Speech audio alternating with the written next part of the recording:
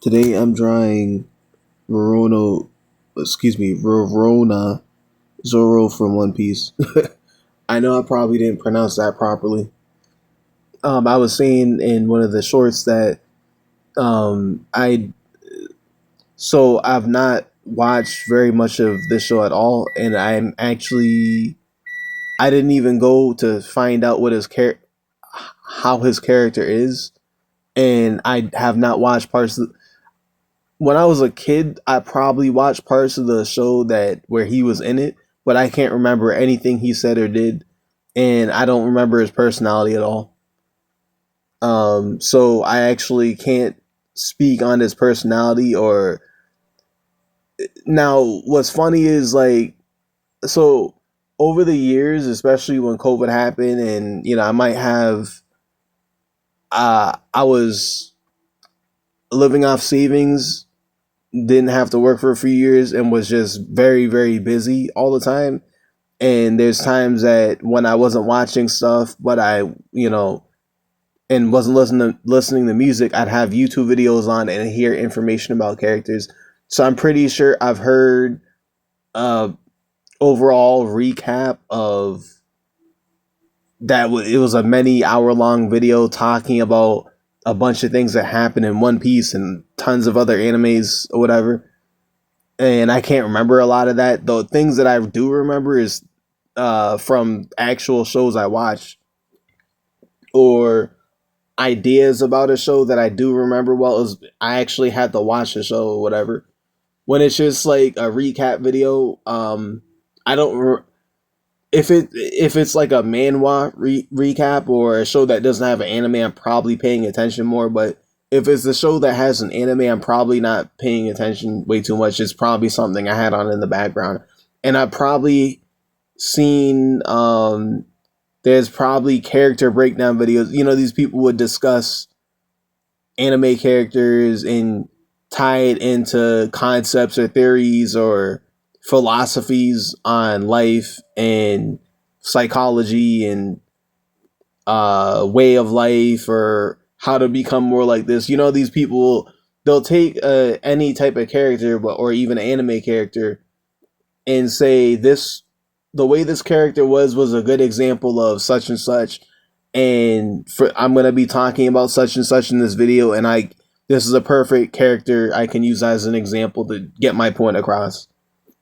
Because these writers do such a good job actually um, portraying specific traits, whether it's a stereotypical type of archetype or whether they puzzle piece a bunch of things together and created a unique persona, whether that was based on somebody that because some of these creators, they'll base a character on someone they knew in real life, or they'll base it on a historical figure or somebody, just someone that was relevant, or they'll just make it up and maybe they'll make up everything about the story. Maybe they'll have things in the story that they've heard from somewhere or they got an idea. But what happens is they're very good at writing a character, and so what happens is I've probably seen or not seen, was probably busy doing something, had a video playing in the background, or even just hopped into it might have even been like not a playlist, but the YouTube just plays like a related video next. I probably heard stuff about him, but I can't remember that, so I can't talk about him at all. Like I can't think of anything except that from what I have heard, from what I can remember people saying, I've literally heard people say that he's their favorite character in the show or that he's inspiring. I can't remember the context of why they would use the word inspiring, cuz so like I don't know, and that's important for me to know, for me to understand why they would use that word, obvious. Or so when I say inspiring, um what was inspiring about him? Was it um his willpower? And that's a very general term which I could apply to other inspiring characters. So like if you look at a lot of these shows or a very very popular um, type of plot line and archetype of character in anime is the idea of somebody who was not at a certain level and then they built themselves to a high level, and there was inspiration where you through the actual story, whether that was actually like the plot of the story or whether it was heavily a part of the plot or not. Sometimes like the character, sometimes it's about the character being OP already, like they're already at a high level, and then there's flashbacks to why they became like that in the story. But the story is not talking about them growing to that point. The story is about now they're on this current mission or this current stage in their life or current series of events, and that. But what happened? Or you see the person grow into that, and you see their training arcs and all this stuff they go through. Um, or you even see the kid literally like you I say the word kid and I'm just like kind of like gibbering my words around, but you see a anime like Naruto and he's literally a kid being trained as a kid ninja, and then you see him go through all the stages until he becomes an adult and he becomes even Hokage, which is like the prime minister or the president of his village, which was nobody thought that was he was gonna be able to do that because he was had everything against him, but he grew as a person. He became very powerful. He overcame a lot.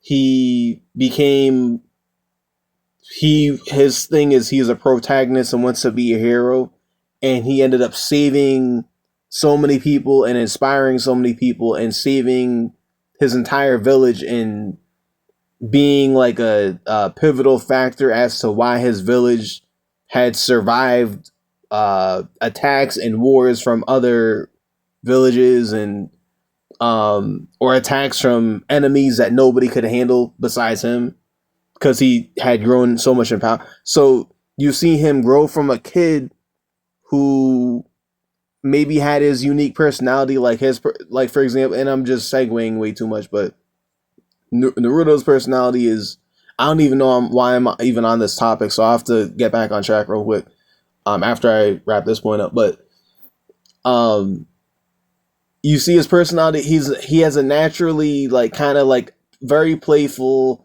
aggressive. He likes to enjoy the pleasures of life. So like for example, like after training with his sensei or whoever his current sensei was, he liked to go to the ramen shop and eat tasty ramen, and he liked to probably play game like not like like video games, but like he liked to enjoy his life and have fun, which is very relevant to probably what any kid would want to do. They want to have joy and happiness and things that feel good, like a lot of kids like candy. They like the way it tastes. As we get older, some of us still like candy, and some of us like we get the candy tastes different.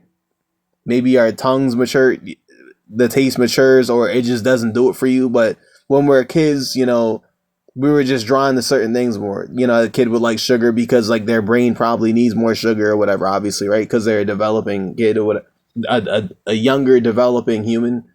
But the whole thing is that he had his whole personality, and you've even seen his personality. He kept it pretty consistent, but you've seen how he matured, where he didn't have the same level of maturity when he was a kid or whatever, right? You've seen him grow into something that he wasn't younger. He kept a lot of his core principles about himself. I have not watched Boruto, so I don't know how he was as an adult. So I don't know if how much of his personality he actually kept by the time it went into a whole another arc and season of the show. But like he's like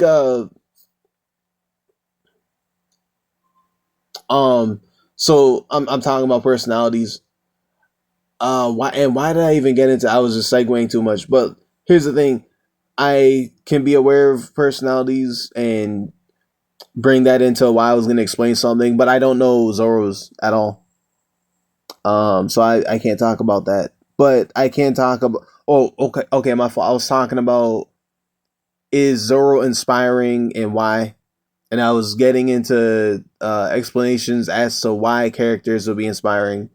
Like Rock Lee from Naruto, he's inspiring because he was dealt the genetic lottery of not actually being able to do magic, but he became as overpowered as all the magic users because he mastered his hand-to-hand combat, which was considered to be hand-to-hand combat was considered to be what's the word, inferior. So he but he took so he people who are taking inferior things to a level that they're actually become superior, and you see them have to work for it. Like, that's inspiring to people going through their life and having to walk or crawl or run or whatever, but they're having to locomote themselves towards something that they want that they don't have currently, right? But I've heard like that word being used with Zoro. I just don't remember why at all. Okay. So the first thing I'm focusing on is the action line. A strong action line helps create the energy throughout the entire drawing. Obviously, the stick figure and the way I did the posture and the stance and the pose with the stick figure, obviously, right? The is like appearing more dynamic, right? Um, right now, I'm focusing on placing his swords, and this is not where I am in the video, but right now I'm focusing on placing the swords and establishing the overall pose. Sword placement is important because it controls the composition. I was using a reference, by the way. Um, but am I placing them correctly on the body that's even placed correctly, pose wise?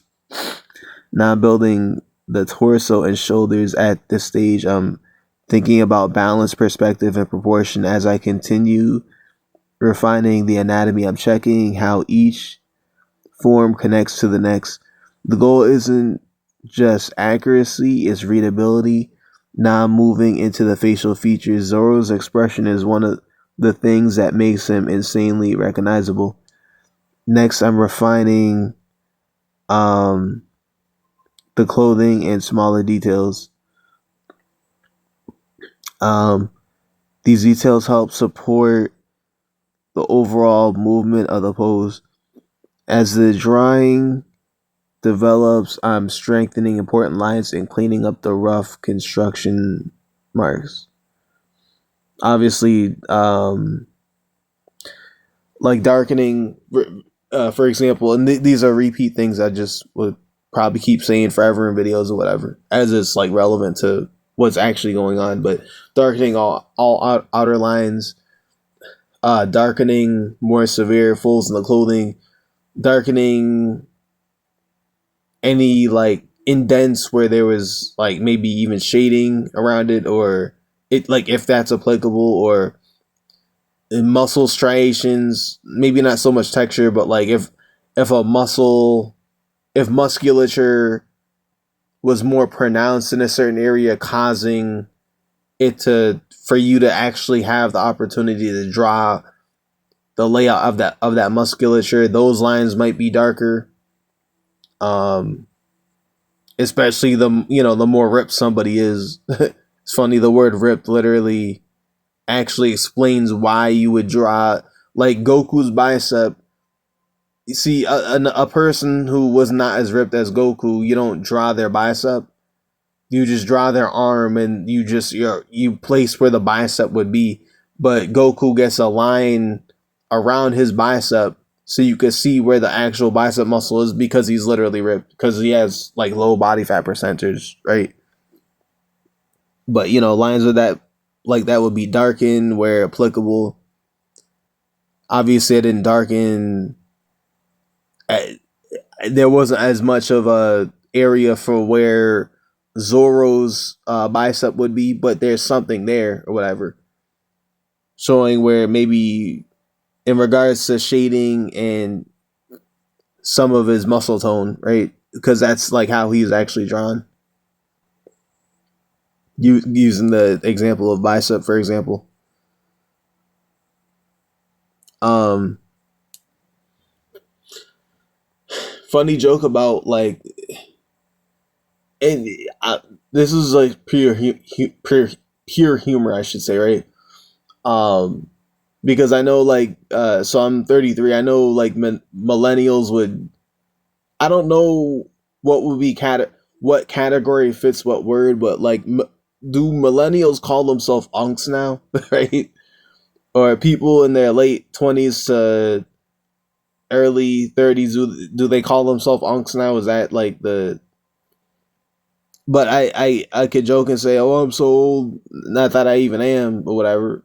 Who knows how people perceive me? I don't even know. Like, I just know I just get up, wake up every day and do what I got to do, whatever. Right? But I remember seeing when I was very very young, there was an animated series, and there was even a movie called Zoro, and I don't know.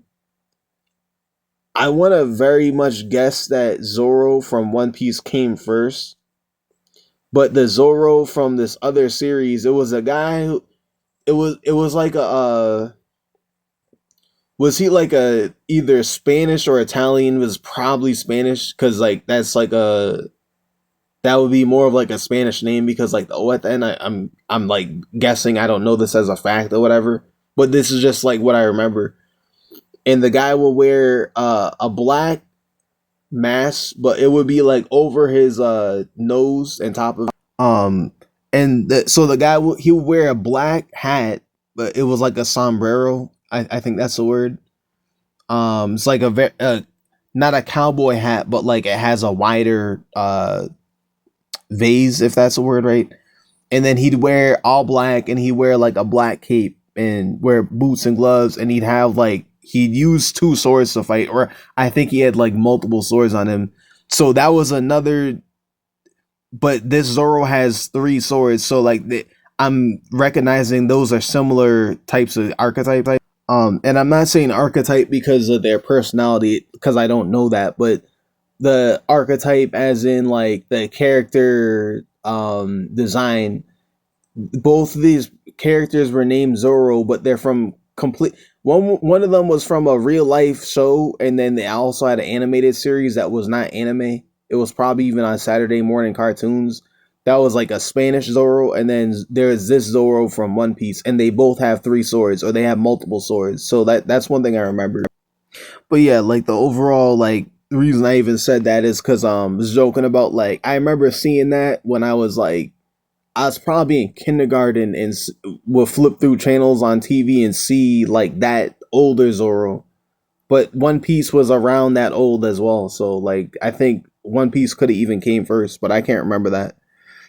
Looking at the finished piece, I'm happiest with the action and overall energy. I'd say that the next thing I want to improve is pushing perspective even further. But yeah, no, thanks for watching, and I will see you in the next drawing video.